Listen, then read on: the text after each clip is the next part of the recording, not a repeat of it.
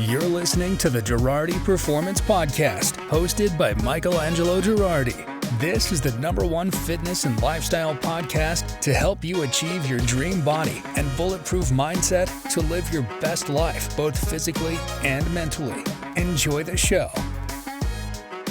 On this episode of the Gerardi Performance Podcast, I go over how to best prepare for going out to eat for restaurants when you're trying to lose fat, how to best track your macros and your calories for cooking oils and sprays, and what to do about those cravings that you get from time to time. The question that I got most often was turning down going out to eat with family and friends. And, any coach that you hire that tells you that you have to go out and, or can't go out and eat with your family and friends, just run the other way, because that is not going to be sustainable long term. I absolutely promise you that.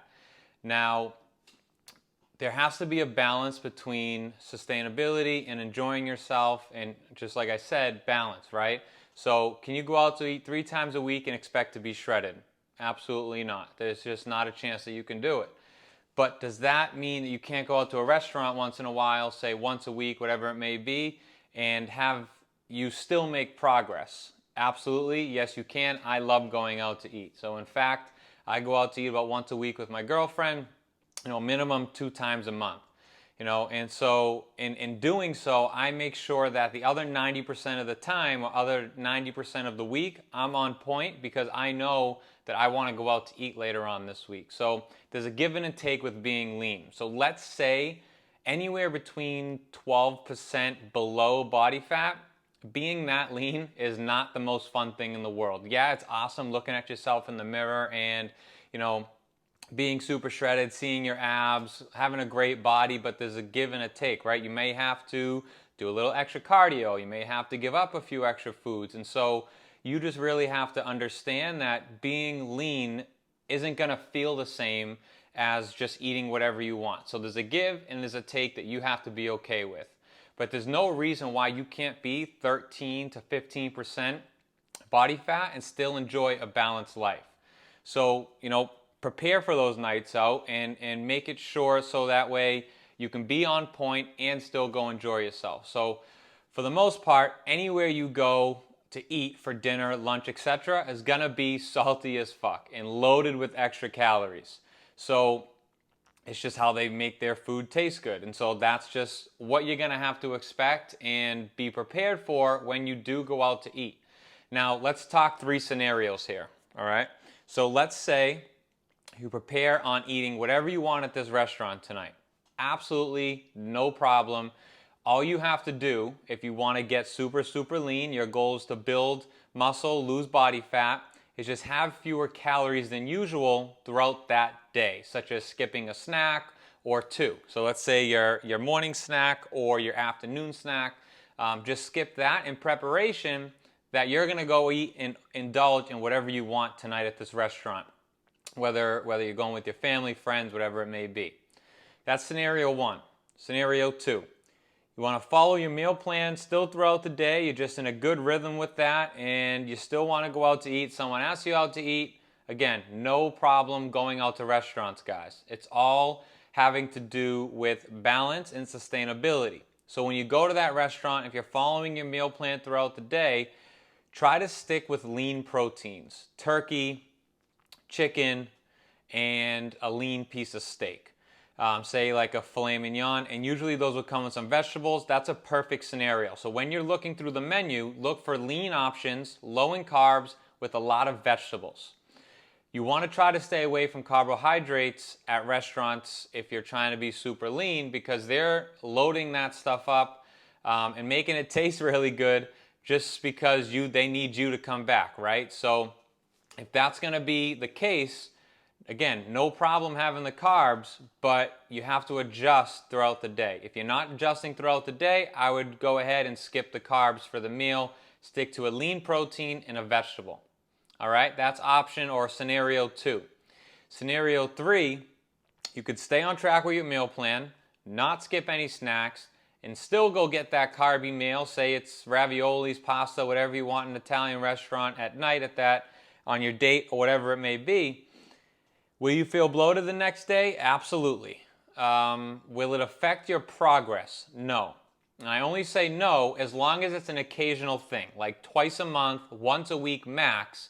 But going out to eat 3-4 times a week, grabbing Chipotle whenever you want, going to get, I don't know, something at Starbucks, a sandwich, whatever it may be, going out to dinner more than once a week, that's going to start to add up, and that's going to affect your body fat percentage. So if you do it in a way that 90% of the time you're on point, awesome, go have fun. I go out to eat, like I said, very often, and I like to think that I'm pretty lean.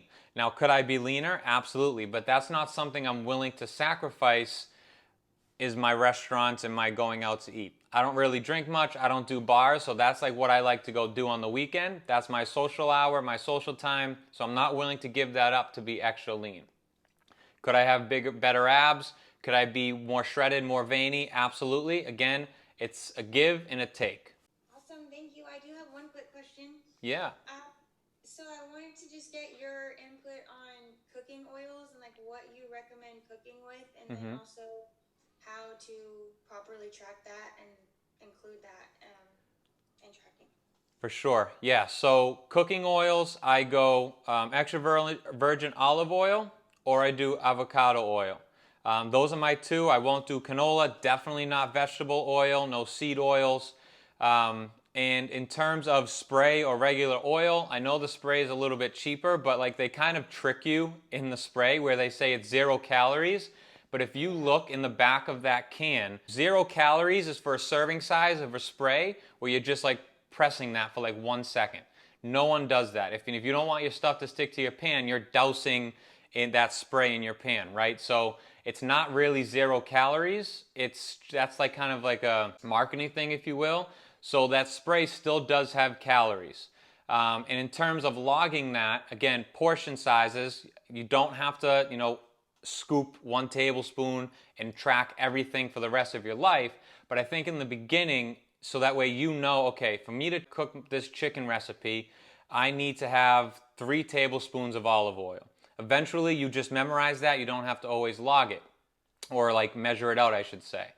But in the very beginning, that's how I want you to do it, where you're actually like taking measurements and then plugging that into your MyFitnessPal or tracking app or whatever it may be. Does that make sense? Yes, and so how do you recommend doing that if I'm cooking my turkey for the next 4 days, for instance, and I have that oil? Do I just track that and break it up over the next 4 days? Yep, so if you're making enough turkey all at once and you have to use that amount of olive oil, then just divide whatever you use into 4. So that way that's the amount of olive oil you're having throughout the 4 days. Make sense? Yes. Cool. That's something I haven't been tracking, which I feel like is kind of those hidden calories you're talking about. Exactly. There's a lot of hidden calories, and especially fats, right? So when you talk macros, protein has 4 calories per 1 gram of protein. Carbs have 4 calories per 1 gram of fats have 9 calories per 1 gram. So fats have the most calorie dense per gram. So if you're not tracking that and you're just forgetting about it, those are going to add up really quick. Thank you. Yeah, you're welcome. Any more questions? Not right now. Awesome. Next one was kind of planning things out throughout a busy schedule and kind of making sure that you can fit everything in. So I'm going to use your stereotypical 9 to 5 job. Let's say you have some kids that do some stuff at night, go skating, whatever it may be. It all comes down to planning ahead. So like in my journal, if I had my journal in front of me, you would see I have time blocks for everything that I'm going to do. Like when I'm going to the gym, that's something I'm putting in my schedule and that I have to block out. When I'm doing this podcast or this office hour, this is when I have to block that out. So like nothing is not accounted for in my calendar. So if okay, I don't know someone's name, Sarah has dance recital tonight from 6 to 8 p.m. So that means right from work, I'm not going to be able to go to the gym. I have to go before work. Now, does waking up at 5:30 in the morning suck to go to the gym? It does suck. I do it every morning. It never gets easier. But it's just kind of those small mental battles that you have to win with yourself if you ultimately want your goal.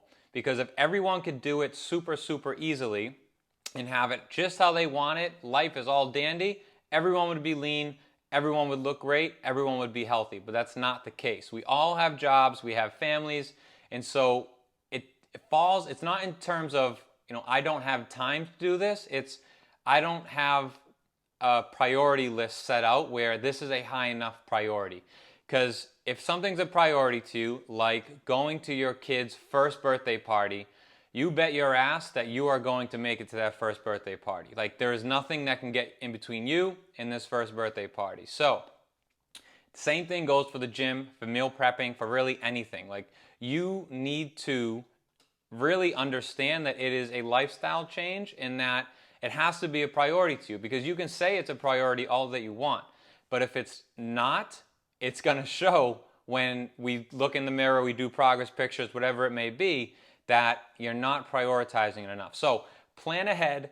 Maybe you have to wake up an hour earlier, maybe you have to go to bed an hour later, but there's no excuse as to why you can't get it done. Are there going to be days you don't want to go to the gym? I'd call you crazy if you said there wasn't, because 2 to 3 times out of my week, I've been working out for 10 to 12 years now, I don't want to go to the gym. But I get myself there, I get in my car, and I go.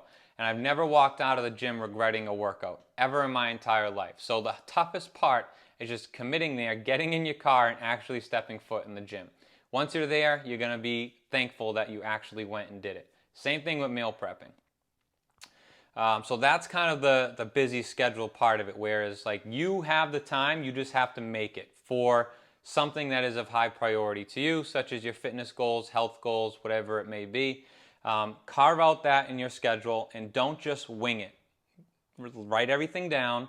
If you have class, maybe you have a 30-second or a 30-minute, study break.